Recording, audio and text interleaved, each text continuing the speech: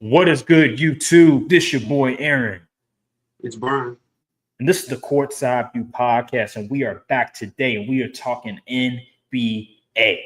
Now, week one is in the books, and I have to say that was an amazing week of basketball. I was very impressed. I have to say this first off: the presentation, the commentary in game was outstanding from Amazon Prime to NBC.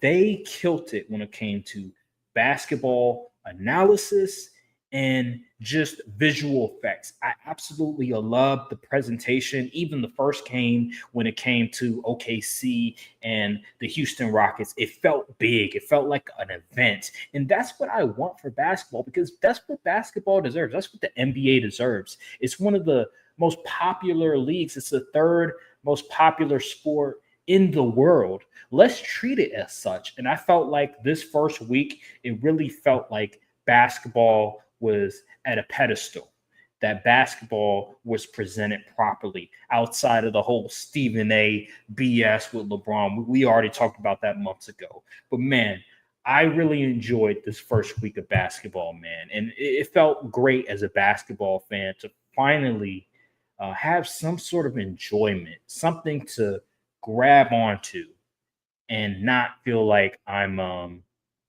being told to not watch the sport. Like it really felt for once that there's a celebration and not a resentment when it comes to the sport of basketball. And I love that, man. What about you? How did you feel about the first week in terms of the presentation from NBC and Amazon and the commentary? I haven't been able to see the Amazon presentation, but I did see the NBC, and man, it is a breath of fresh air to really get. Oh, I did see some of the Amazon Prime stuff. Like they was breaking down the plays and stuff on. And they was doing like it was Udonis Haslam and so that was fire. That was on some like real analysis type time, and that's really good for the people who actually care about hoops outside of the casual conversation we usually see on these talk shows and all that stuff. But yeah, the NBA, I'm actually glad the NBA. I've been watching more and more regular season basketball, and you know what a big thing about this year is there is more basketball on national TV. I believe compared to last year, this year's like 260 something games are nationally televised. It's in the split between ESPN, NBC, Prime, and might be another service I can't really remember. Peacock. Which is also NBC. So yeah, it's a lot of basketball, and I'm glad they're making it more accessible a little more accessible because you still got to pay for subscriptions and all that good stuff. But you don't have to go through a billion hoops just to watch the games. Like it'll be on these four, one of these four on these certain days, and you get that routine and get that consistent viewing experience going. So I've really been enjoying the season, man. Victor Wembanyama, he's been going crazy. We already had 50-point performances. Austin Reaves was out there hooping last night. It's been entertaining. I can't lie, it's been entertaining. I even watching the young Wizards, had some see how they develop and grow. I've been thoroughly entertained. I can't even complain.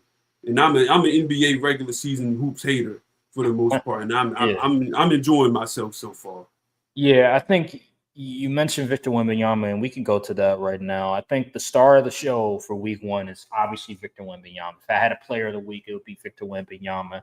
The first game against Dallas, he put on a show, 40-something points. He had that amazing sequence where he blocked the shot on Derek Lively, and then he cooked Derek Lively afterwards on that dribble between the legs, and then the behind the back step back. That was outstanding, and it was an and one, by the way, 4-point play. He was unreal like the first three games, and then that game against, I want to say it's the Pelicans, where he blocked Zion like maybe 3 times in like 4 straight possessions, which is unheard of. Like it's absurd. He's really a demigod.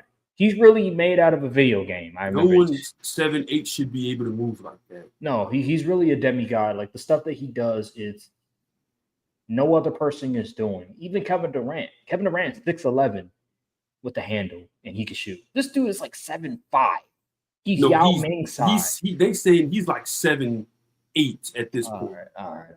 7'8". Get out of here. Boban Marjanovic said he's looking up at him, and Boban is a good 7'5". All right, man. They say he's like 7'7". I swear to you. All right, bro. He's really tall. He's really tall, and he's doing this at that size. And you can see the development from his game, just his ability to get to the basket a lot more than what he was doing last year. Just his ability to get to different spots. He's consistently getting to those different spots, and he's unguardable, like from the 3-point range to even driving to the basket. Like he made Anthony Davis, he made guys like PJ Washington, Derek Lively look average out there, look mediocre defensively, even though Anthony Davis he was playing really good defense on him, and it still did not matter because Victor Wembanyama, when he truly comes to his own, which is looking like he's starting to, the dude is unguardable because he's taller than everybody, and he can shoot, he can handle, and he can drive the basketball whenever he needs to. He's very athletic. The dude just showed out this week, and I'm happy that the league did what they did in terms of giving the San Antonio Spurs 20-plus nationally televised games, because in recent past years, the past 5 years, I'll give you, they just kept giving teams that barely play their stars a bunch of nationally televised games. And now people are saying, oh, the regular season's trash. It doesn't matter. It's boring.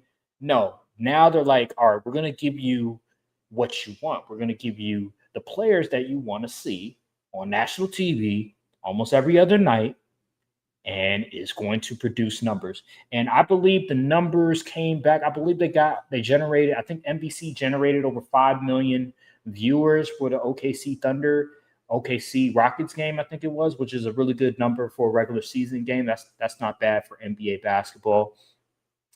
But even after Victor Wembanyama, I mentioned OKC and Rockets, that went to double overtime. I wasn't able to watch the entirety of the game, but what I saw, although it was a little ugly early with some of their offenses, it still was a very competitive game up to the end. And then there was another overtime game. I think it was the Warriors versus Nuggets. That was another amazing game. I watched that game. Oh, my gosh. I thought the Nuggets had the game in the bag, and then Stephen Curry just went ballistic. That was unreal, man. Unreal display of basketball.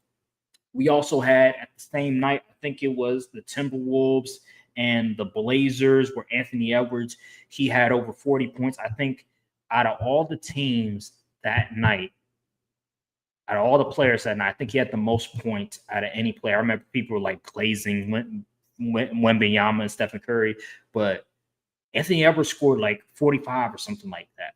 And he hit the dagger shot against the Blazers. Like he closed that game out. The league is in good hands. I don't know what people are watching, but hey, the league is in good hands. And LeBron hasn't even played yet. Luka Doncic had 49 points against the Timberwolves the other night. Now he's going to be out for at least a week. And then Austin Reaves the next night had 51. It's like, man, it seems like every single night somebody else is putting up buckets, and I love it, man. It's really enjoyable to watch. And I agree with you.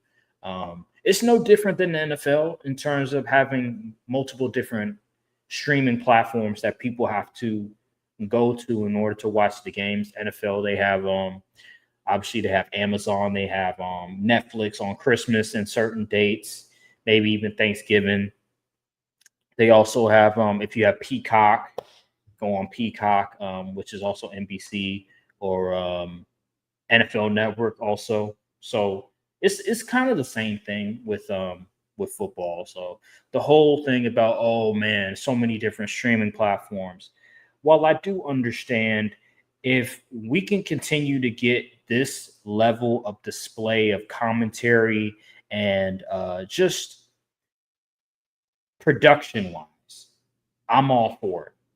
Because what they done, Amazon, the commentary was amazing. The analysis from Carmelo Anthony, from Tracy McGrady, to Vince Carter from NBC. I loved it. Taylor Rooks is killing it as the host at Amazon Prime. To me, I think she's the best in the business right now, better than Malika Andrews, better than all these other really good, talented women in sports.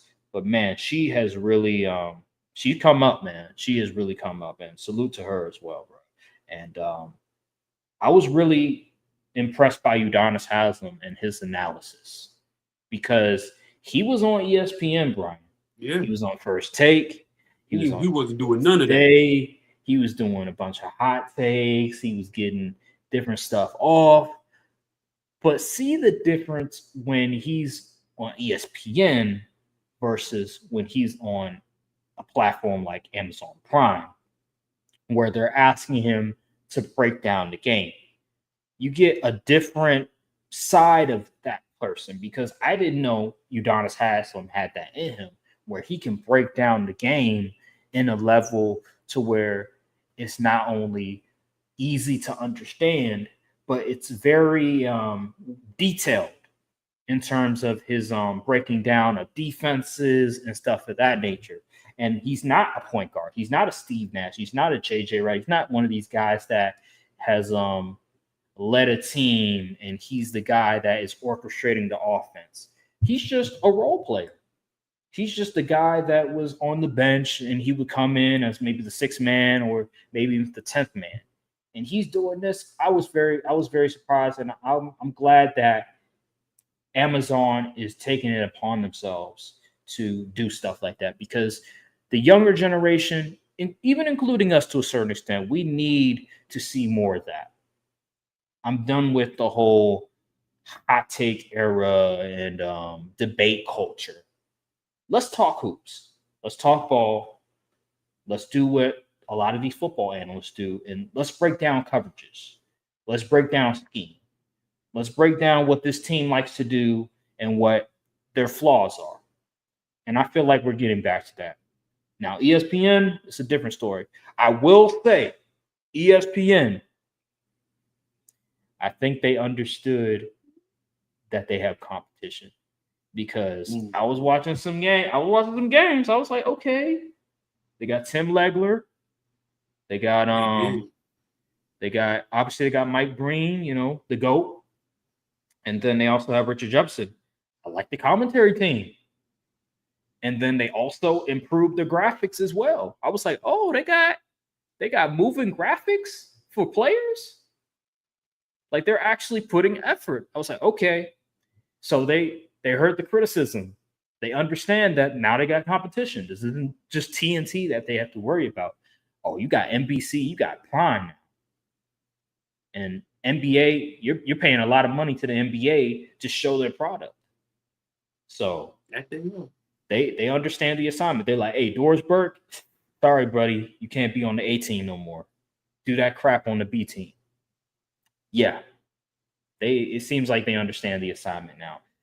And they still got Inside the NBA, which is, they're funny, but like always with Shaq not knowing who the head coach of the Denver Nuggets is. Like the man said there was 27 teams in the league. There are 30. They just be up there trolling. Exactly. So they'll have those moments, but I'd rather listen to them than Stephen A. Smith and Kendrick Perkins. All day, any day. They can be said about Jaw was crazy. They can be as ignorant and as dumb as they want, but I'd rather listen to them than freaking Stephen A. and Kendrick Perkins. Because hey, Ernie is going to keep them in check, and Kenny is going to bring some level of basketball analysis. Stephen A. and Kendrick Perkins, they're gonna take over the entire runtime. So like, I'd rather Inside the NBA than whoever the hell they were doing NBA Countdown. I don't want to hear Malik Andrews either. So yeah, man. Anywho, oh yeah, Austin Reaves. I mentioned it a little bit. Listen, people. Yesterday was just a glimpse of what you're going to see going forward until Luka and LeBron come back. Reaves' sanity run has started, ladies and gentlemen. 51 points. The first game he had over 20 points on efficient shooting. I'm telling you, Reaves' sanity run is starting. Now they're playing. I think they're playing a back-to-back today, I believe.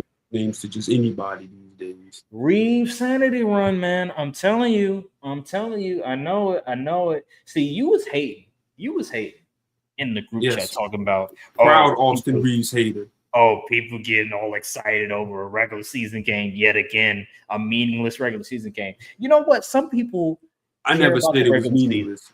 I just said regular season hoops tricking the masses yet again. You know, some people actually care about the regular season. We I appreciate. Do too. Obviously, you got to do good in the regular season to get to the playoffs. You know, we appreciate the marathon. We appreciate the just some of the things that makes the NBA season exciting. Sometimes you can't just go to the end. We don't like the regular season like it's regular. Here's the thing. I seen someone said that Austin Reaves has leaped Devin Booker, and I'm just like, you can't. It was multiple people agreeing. I was befuddled. You can't take those guys serious. Come on, let's be real. Let's be real. You can't take those guys serious. Are we comparing the number 2 guy to a bona fide one who's been to the finals? Has everyone gone insane? All right, bro. Come on, man. That's just one. Those are just a couple bad apples.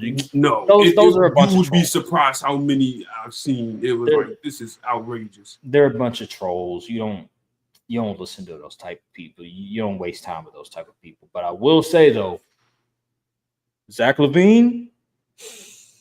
Oh, I mean that's not really that crazy to me.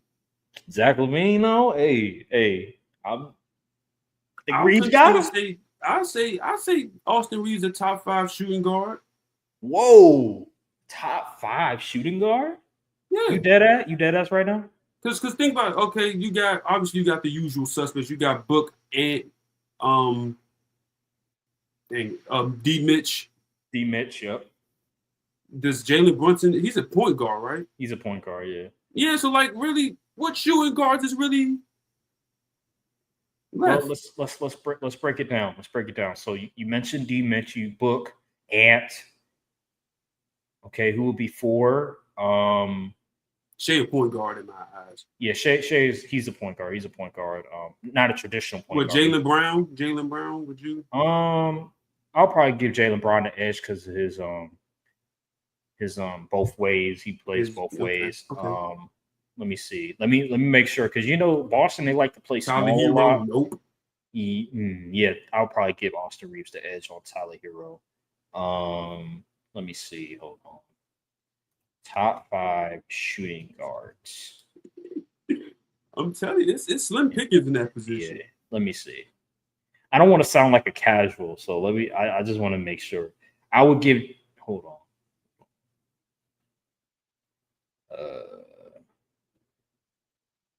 Okay, here we go. Damn. I'm trying to scan the team. Oops, height. So we got Ant, we got Mitch, we got Book, Jaylen Brown. I think Jalen Williams is a 2 guard. J-Dub? Yeah, J-Dub. I'll probably give J-Dub the edge over. I would definitely give J-Dub the edge. Yeah, because defense on the. Okay. Yeah, I'll probably give J-Dub the edge. But other than that. No, you're right. You're right. I'm looking at the list right now. This is just 2024-25 season. But, like, you're not wrong in your assessment. I know people are going to be like, how dare you say that? You're out of your mind if you think he's better than Zach LaVine. I don't know about that. I think Reaves is better than Desmond Bain. Austin Reaves, he play makes better than Zach LaVine. Yeah, I think he does a lot more for his team than just purely score. Yeah. You can trust Austin Reaves to initiate offense. Yeah, I think he's better than obviously he's better than Jalen Green. He's better than Tyler Hero. I give you that. Like, even though Tyler Hero did make the All-Star team, but it's the East. Like, of course he's gonna make the All-Star team. But yeah, man, outside of I would say Anthony Edwards, Donovan Mitchell, Devin Booker, Jaylen Brown, and Jalen Williams. Those are my 5. And then after that, Austin Reaves makes it to me. Yeah. Let's see here. Jalen Williams. Let me just make sure he's actually a 2 guard. Let's go. Thunder. J-Dub. Yeah, just make sure. Yeah, because Shada 1, he's the 2. The 3 is Lou Dort or Caruso. Actually, no. J-Dub is actually he's a small forward. Yeah. According to Dort is the 2 ESPN. guard. Let me check Basketball Reference. Does our lads have an NBA version? I don't know. Let me check Basketball Reference just to be accurate. Because ESPN they be kind of late on some of their stuff. So Basketball Reference, all these damn ads. So let's see. 2025, he was a shooting guard. Yeah, so I would give Jalen Williams the edge. He was a shooting guard. Yeah, so Reaves, he'd probably be 6. I'll give him 6. It's not bad. Yeah, it's not bad. I'm gonna clip that anyway, though. I'm gonna say Austin Reaves is the top 5 shooting guard. I'm gonna still clip that anyway. Hey, go ahead. Hey. People gonna be like, "How dare you? You don't know ball." Then we gonna ask them to list them, and they're gonna be like, "Is he gonna be right out? And he probably gonna be right outside their top 5." And they're gonna be like, still like shut up. Never mind. Exactly. What else around the league? What else? Obviously Shea. Cooper Flag had a really good game. Oh yeah, Cooper Flag. I mean, it was the Nets though. Yeah, it's the Nets. The Nets are pretty sorry. But I will say though, I think the Spurs played the Nets I think the second game they played the Nets, if I'm not mistaken. Yeah. Dylan Harper had a good game against the Nets. I'm gonna be honest. Okay, that's something we can get into. Dylan Harper is already really good. Yeah, he's really good. Yeah. What are they going to do with De'Aaron Fox? Who knows? I absolutely don't know. I believe Fox is hurt right now, right? So I don't think he's playing. Dylan Harper's been playing. Really, he's been playing like a number one pick thus far. His playmaking is very good. Already building that connection with Wemby. See how you just go to the bench for De'Aaron Fox. I mean, De'Aaron Fox is obviously he's the better player right now, but still, I'm in favor of riding the hot hand. But I don't know. They got some decisions to make. Yeah, I agree with you. Because remember they got Castle as well, Stephon Castle, and then you have Harper, and now you have Fox. So you have 3 guards that you have to figure out playing time for. That's going to be a weird predicament for them when Fox comes back.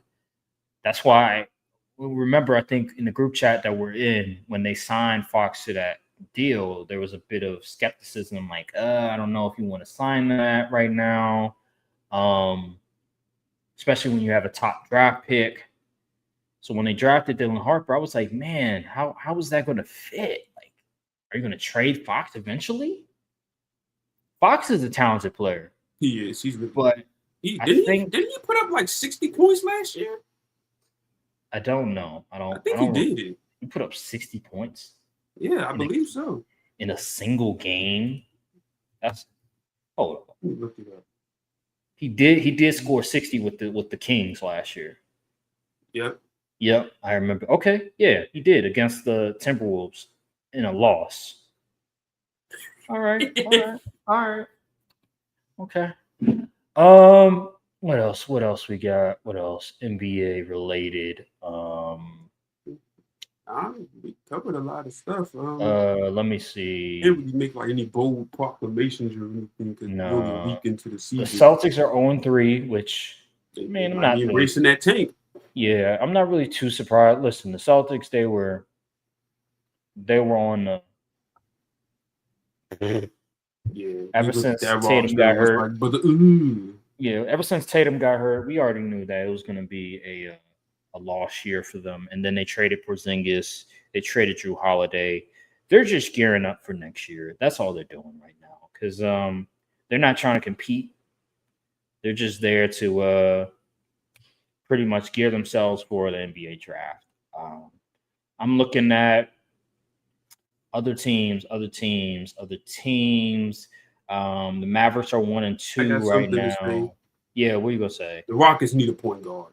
Oh yeah, desperately. They're 0-2 right now, which is still the first week of basketball. Like they need a point guard because their offense is not running as efficiently as you would like. Unfortunately, Fred VanVleet got injured and had to miss the year. I think he would tremendously help out the team. But as it stands right now, Reed Shepherd, he's not your traditional guard. You need someone to put these guys in the position to score. Because as of right now, that offense is it's feast or famine at this point. Mm-hmm. I don't know how he played the past 2 games, but that first game, he was getting cooked. And he looked like a deer in headlights that first game. I don't see it. I don't see it. I don't see it with him.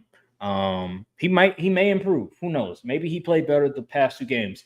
But that first game against OKC, brother, hey, when he was guarding Shea, other dudes, he was getting abused. Yeah, if Reed Shepherd is anything, he's consistent. Back-to-back games, the first 2 games, he shot 3 for 11 for 9 points. He's consistent, if anything. Yeah, he is. That's a bad sign. But yeah, we talked about this. I talked about this before the season. I was like, where's the playmaking going to come from? Where is the facilitating going to come from? Like, Amen Thompson, he's not a natural point guard, and Kevin Durant. I've seen videos of people breaking down just how bad Kevin Durant is as a facilitator. Like, he's not that good a facilitator as people want been good defensively either so far. To believe, especially when you look at Brooklyn at times where he would turn the ball over and not make the right decisions as a facilitator, especially against Boston that playoffs. Yeah, we all saw it. Exactly. So you're right. You're absolutely right. They need a point guard. I don't know who they're going to get to. Oh yeah, the Mavs is also desperately need a point guard. D'Angelo Russell, brother. Good Lord, we knew this coming in. D'Angelo Russell, we know who D'Angelo Russell is, bro. Like he's just a guy, man. He's just a guy. And Cooper Flag, he's too young. You're putting all this on his shoulders to be the facilitator, to be the point guard. When he was a Duke, he wasn't the de facto point guard. Yes, he could play make, but the full-time point guard? Are you insane? Are you insane? Like, he's not LeBron. Like, stop it. They need somebody that can make their lives easier, and they don't have it. Not until Kyrie comes back, which is, I've been hearing maybe December, but man, you don't want to play with that ACL. Yeah, you don't want to rush, yeah. You don't want to play with that ACL, especially a 30-plus-year-old point guard like that who's injury prone. You don't want to play with the ACL. So I say maybe either January or February we might start getting Kyrie. But even when Kyrie comes back, it's going to take him a minute to finally get a groove back, get his legs underneath him. So you got that to worry about, and then you have the chemistry thing. How is that going to work? Him and Flag and AD and all these other dudes. The Mavericks have talent, but we've seen in the past 5 years, it's more than just talent. Is everybody gelling? Do they have chemistry? Do they have the right talent in place? You can have talent, but do you have the right talent? So do you have the facilitators? Do you have the wing defenders? Do you have the size? They got the size. They have the wing defenders. But where's the facilitating? Where is it? And are they going to be healthy? They got Coop running the one. And I also heard Anthony Davis. I've been hearing a lot of people online. Again, like I know I'm going to online chatter and stuff like that. But they're saying Anthony Davis don't look the same defensively. He looks slower. Weight he put on. He doesn't look as athletic. He is 32. He's getting up there in age. But man, just last year before the injury, I'm talking about the injury when he was on the Lakers. Before the injury with the Lakers, he was looking amazing out there. And then even the first game as a Maverick, for the first half, he looked dominant. So I'm wondering, Anthony Davis, I do think he'll get better. I don't think he's been terrible. But I'm going to keep my eyes on that Maverick situation. I'm really as will the rest of the country, because I've been hearing a lot of expectations on the Mavericks. Oh man, when they're healthy, They're the best in the West. I'm like, huh? Says who? Who? What? Like, come on, man. The Nico defenders say Come that. on. Yeah. And hey, Nico, you let Jalen Brunson go. You traded Luka. I think Flag is going to be good, but you also Maybe need to not win good enough games. to save your job after something like that. You also need to win games. And if you can't win games, then that's your ass. All right, let's move on. What else we got? What else? What are the teams that matter? The Timberwolves, we'll talk about them later. Yeah, he's hurt. He's going to be gone for like a number of weeks, I think it is. Yeah, 3 weeks or something like that. Yeah, that really sucks, man. Like I hate when young talent. Oh yeah, let's talk about like all the injuries and like just the news. Ant's gonna be out for a couple of weeks. Luka is going to be out for another month or so. Another 3 weeks at least. I already mentioned Luka. He's out for at least a week. We also had the Brandon Miller situation. Now he has no timetable of returning. Oh my God, bro. We still have this issue. Zion just had an injury. Zion, his foot hurt now. The season just started. The season just started. And guys that big names, stars, are hurt. Now, LeBron, he's old. We get it. But all these other dudes, they're young. We expect you to play. And they're we already down. We already down star power just from the last year's injuries. Dame's still out, Kyrie out, Tatum out, Halliburton out. So we already missing star power, and even more players getting hurt. And like all these former players have said, Gilbert Arenas, all these other players, the fact that they're not practicing enough is hurting them.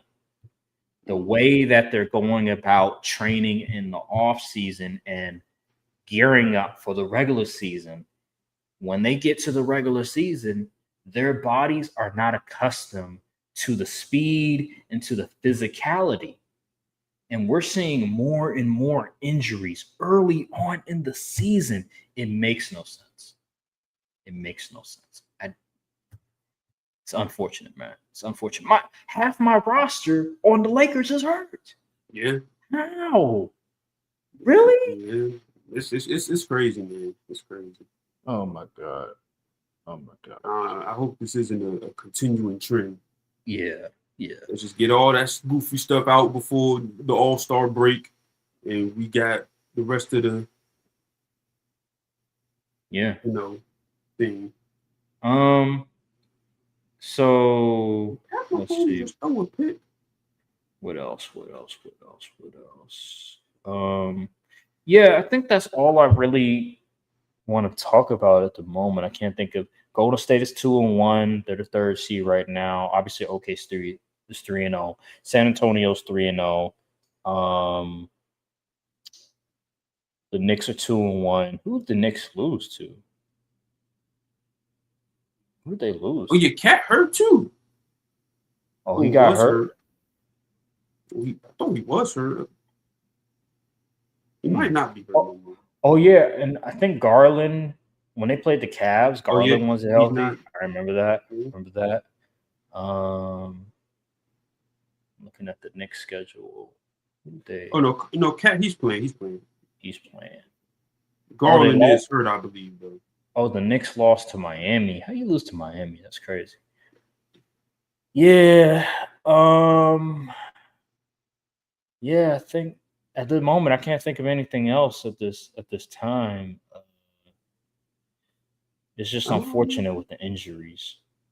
Yeah. It's just unfortunate. I got nothing. Injuries. Yeah. All right, guys. Listen, we're gonna be short of podcasts, but as time goes on, we'll be able to talk about a bit more. Once we get like a solid picture forming of what the season will be, we'll have more topics and stuff. It's still relatively early, but we'll get it together. I'll watch more film. It's just right now with football, a lot of sports on. College football, NFL, college basketball coming back too. Got MLB. Well, it's back now, but yeah, you got MLB. Yeah, it's just a lot going on right now. So give it about a month or two. We should have more longer form podcast episodes with more breakdown and analysis and stuff of that nature. So we're still getting back to things. This is our first official podcast back into the NBA season. So just stay with us. We'll bring you guys more NBA analysis, just how we did in the playoffs when we were giving our opinions on that. So don't worry, we're gonna get back to that stuff. It's gonna take us a little bit, but I guarantee you're not gonna want to miss it. So anywho, make sure to like, subscribe, comment down below, hit the notification bell, follow the socials, and we will see you guys on the next episode of the Courtside Podcast NBA. Thank you guys for watching. See you later. Peace. salute. Right. Boy, Mahomes just threw a pick.